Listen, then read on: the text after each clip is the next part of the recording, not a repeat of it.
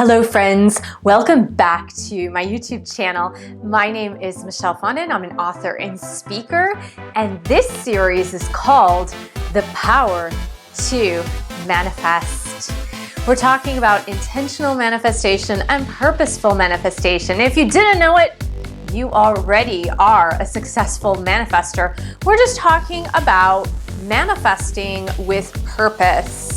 If you're new to my channel, please do subscribe below, click on that bell, scroll up to all for all notifications, and give the video a thumbs up. Today, we are talking about the one truth that all successful manifestors know. And we're gonna find out that truth as we go along this video. If you've been watching this video series, you probably already have your list of intentions and desires. Now, we did that in the mini workshop on ditching New Year's resolutions. So if you haven't yet done that workshop, I would say when you have a quiet moment, just take some time with pen and paper or your computer and go through that list of intentions and desires. And you're really gonna focus on your top 5 intentions and desires to manifest this year in the year 2020, if you're watching this in 2021, in 2021. And we're talking about what is it that successful manifestors do know about the manifestation of their desires, because there is a distinct difference between successful, purposeful manifestors and those who try to manifest, but most of their desires remain in the dream state versus in the actual manifestation state. Now, if you look at your list of intentions and desires, or if you've looked at your top desires and you figure, well, 2 or 3 of these are really difficult to attain. Like, I can see about 2 of them being rather easy if I break them down into smaller goals and if I really focus and meditate on it and move toward the manifestation of my desires. But there are 2 or 3 on that list which really seem very impossible. Like, I'm not sure how to actually attain these. Now, that is the case for most of us who dare to dream big, because if you don't reach for the stars, then you're really settling for less. When you think about those desires that do seem in the physical form unattainable, you can get really frustrated because you're like, well, I see the goals, I see where I want to go, but I have no idea how to get there. And so many people, what they do is they give up on their dreams. They give up on their top goals and desires because they really can't see a way through it. They can't see how to manifest their desires. So I'm here to tell you that the one thing that successful manifestors know is that the why is much more important than the how. You need to get a good enough reason why you want to manifest your desire, and then the how will work itself through. The how will manifest itself, if you will. Because remember, you are a co-creator of your own destiny, and you're chosen to live your life on purpose. What does that mean? As I mentioned in the last video in this series, so the video right before this one, so if you go to the playlist, you'll see the video that was published just a few days ago. And in that video, I really talk about how we need to not only have our desires and goal setting to manifest in the physical world, but we also need to have some sort of surrender toward the spiritual world. And it's really the co-creation is the merging of the 2 sides. And you can't be all physical and you can't be all spiritual. If you're all spiritual, if you're just praying for a miracle to occur, but you're not taking any action steps toward the attainment of your desires, then chances are it's not gonna happen. There are those rare instances which miracles do occur without physical action, but that's pretty rare. And if you're all action and no faith or no surrender, then 2, it's really difficult sometimes to manifest your desires, especially the bigger ones. Now let's go ahead and look at the why. And when we focus on the why, when we focus on what is really truly important to me, and when your goal or your desire gets a big enough why, then the how truly starts to work itself out. Because when you have a big enough why, like, why does this need to happen? Why does this need to manifest? Why is this so important in my life that this happens? When you get a big enough why, it propels you forward. It aligns you with the universe. It aligns your desire with universal energy so that the how can come to fruition much, much quicker. But if you don't have the why, then those dreams, those desires tend to fizzle out because they just remain in the dream state. It just seems like, oh, that's a really nice dream. I would like that to happen, but I'm not sure how. I don't have a big enough reason why, so maybe next year. And that's what tends to happen. And then next year becomes next year, becomes next year, becomes 10 years from now. And you still haven't manifested that desire, even though it was on your list. It was something you had been thinking about and dreaming about, but it just never came to fruition. So I'm gonna give you one example of what happened in my life when I got a big enough why. Because I had been dreaming about being a published author since I was very, very young. I had been writing my entire life. I started with poetry, short stories, moved into writing novels and fiction into my 20s, from my 20s and into my 30s. Now, I never had a big enough reason why.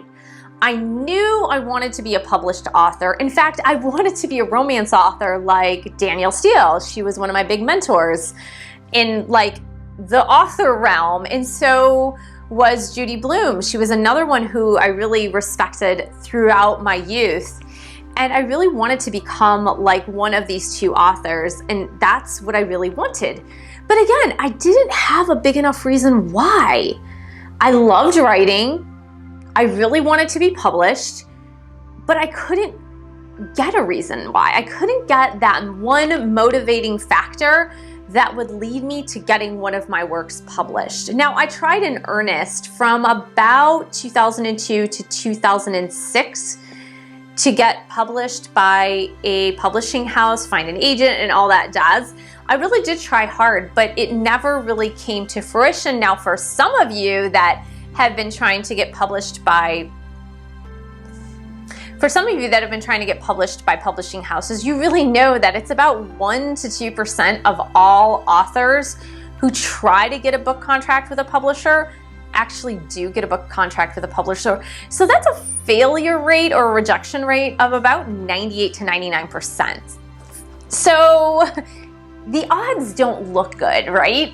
And when you're really trying to do something like that and the odds look really bad, you can always say, well, where's the how in that? Like, how is that gonna happen? The odds are all against me. And then it's easy to give up. When I went through my thyroid cancer in 1999, really this thing lasted, the ill health lasted for a few years. I stumbled upon a system of healing called Ayurveda, or Ayurvedic medicine from India, and it really helped me to regain balance after my surgeries and radioactive iodine therapy, and just looking at my entire life and how I could go to the root cause of illness and how I could seek to live a more balanced life in every aspect of my life. And it was funny because at that time, I was writing fiction, a lot of fiction. I had never really considered writing nonfiction works. It was just not in my blood. I grew up reading romance and fantasy, so it just was not in my mindset to write nonfiction. And with this experience with cancer, and I had a lot of issues with the medical professionals that I was dealing with for those few years.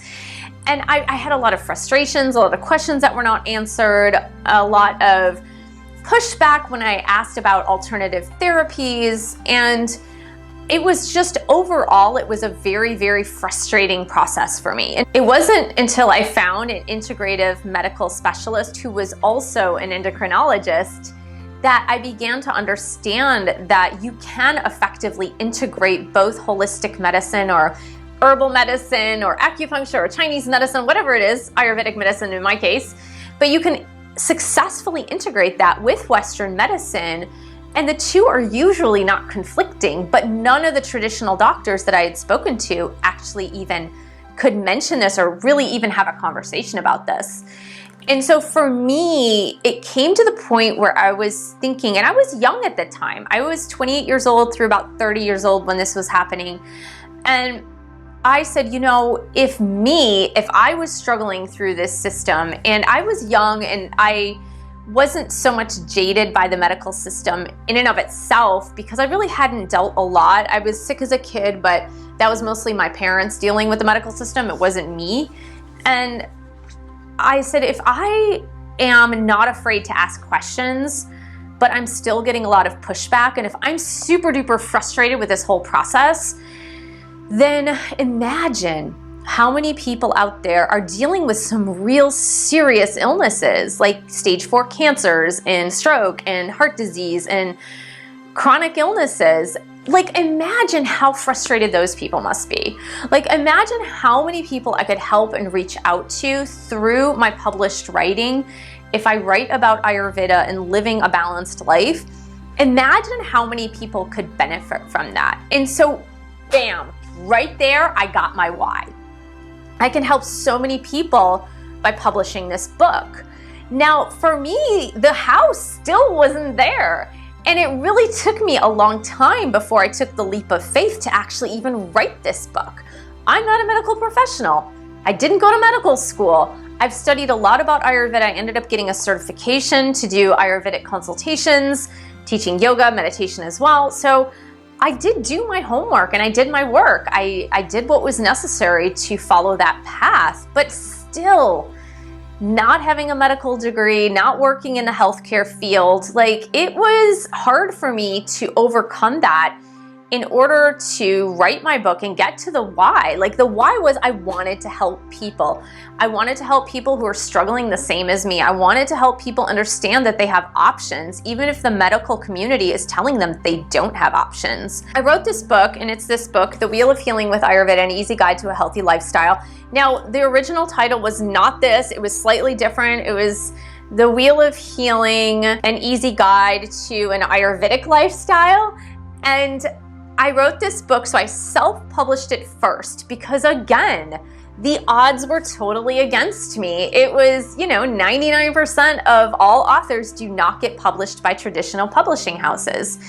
And so I said, well, look, my why is bigger than the how. I need to get the word out there to help people and to show them how much Ayurvedic medicine helped me. And so I'm going to self-publish this thing.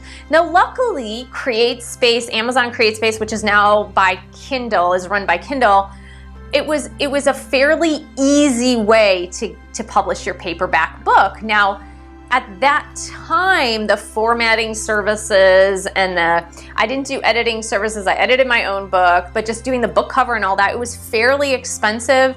There wasn't a lot of accessibility to a lot of these other services at the time, or rather it was hard to find if somebody was trustworthy enough. And I spent probably between $600 and $800 publishing the book. Now, I know people that spend a lot more on that when they're indie publishing. So I slapped it up there on CreateSpace, but then I didn't stop there.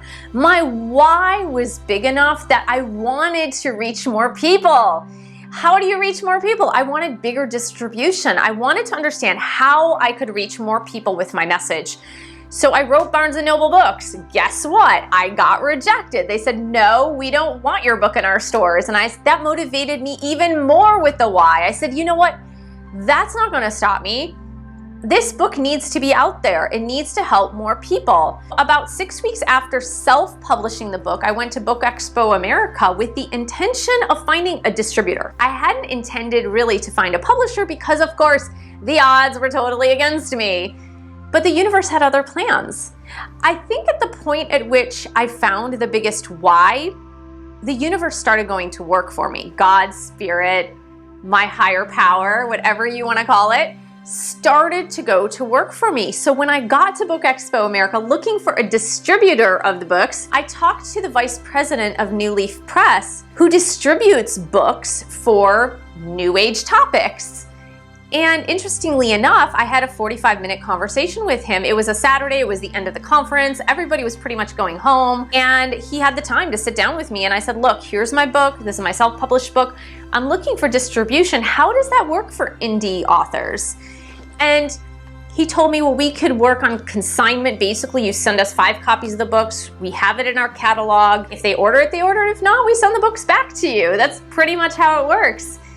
And he said, but you should really look into getting a publisher. And I said, well, the odds and all this. And he said, look, there are a few publishers here. Just show them your book. That's it. Just show them your book. I showed my book to one publisher, the first one. I can't even remember the name of the publishing house now. He took a look at my book and he was like, oh, it's not very good. There are errors, there are grammatical errors, And then I was like, okay, then I was feeling a little downtrodden. And then I went to my publisher, New World Library. And the story's much longer than this, but to make it shorter, I found my publisher. It was the editor-in-chief, who is a wonderful lady by the name of Georgia. She looked at my book and she said, are you looking for a publisher? And I said, yeah, sure, yeah.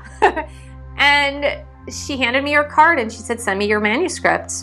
And 6 weeks later, I had a publishing contract. So do you understand how I got the big enough why? I got the big enough motivating factor, and the how worked itself out. If you have a big enough dream, if your dream really seems impossible for you, get out a pen and paper. And I always say, I like to do this on pen and paper. It's not the style or the way of the 21st century, but I feel that there is more power in scribbling and like jotting and brainstorming, just getting it all out there.